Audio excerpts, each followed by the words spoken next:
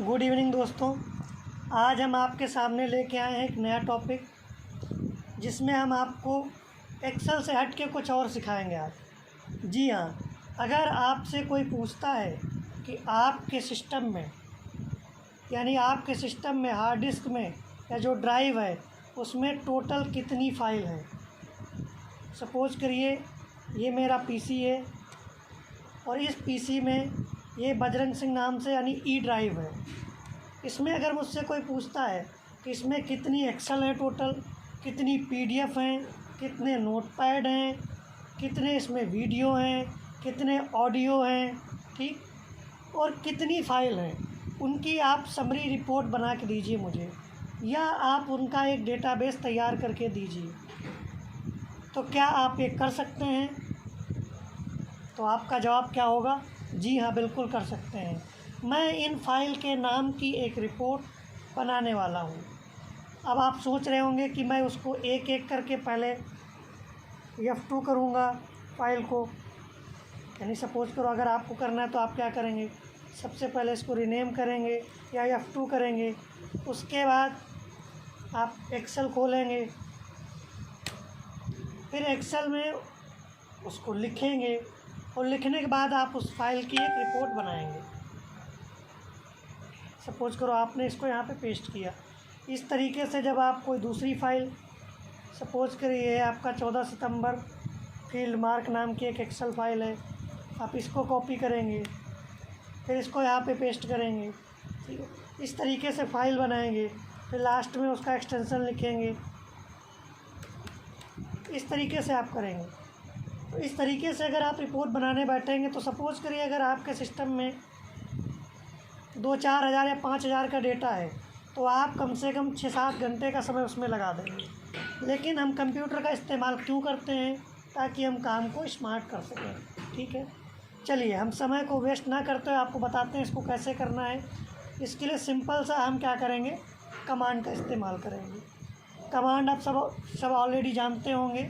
Command prompt सबने बचपन में सीखा होगा। कंप्यूटर जब भी सिखाया जाता है तो उसमें अवश्य इसको सिखाते हैं।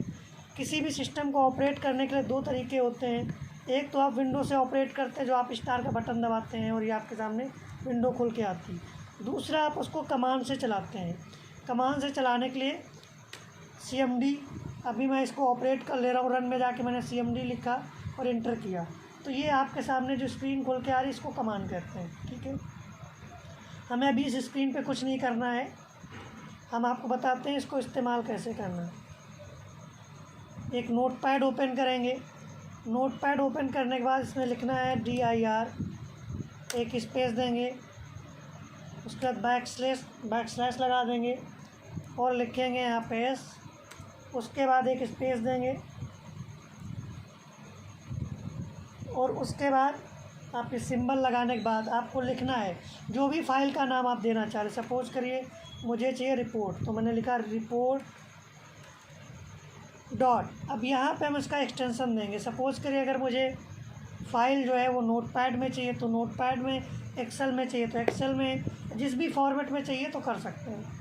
नोटपैड के लिए यहाँ पे लिखेंगे TXT और एक्सेल के लिए लिख रहे हैं XLS, ठीक है। तो मुझे फ़ाइल एक्सेल में चाहिए इसलिए मैंने यहाँ पे लिखा है XLS और मैं इसको सेव कर रहा हूँ।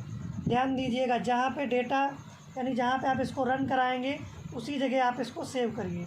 तो मैंने सबसे पहले यहाँ पे ई ड्राइव सेलेक्ट किया। ई ड्राइव के अंदर मैं रन के नाम से इसको सेव कर दे रहा हूँ। मैंने यहाँ पे लिखा रन डॉट। अब इस फाइल का भी मुझे एक्सटेंशन देना है, तो एक कमांड फाइल है यानी BAT बैट, इसको मैं बैट फॉर्मेट में करूँगा और मैंने इसको यहाँ पे सेव किया। जब मैं सेव कर रहा हूँ और इसको बंद कर दे रहा हूँ, देखिए सबसे लास्ट में ये रन नाम की एक फ़ाइल आ चुकी है। अब मैं इसको यहाँ पे जैसे इंटर करता हूँ तो ये कमांड विंडो खुली और ये रिपोर्ट उसके सामने आ गई।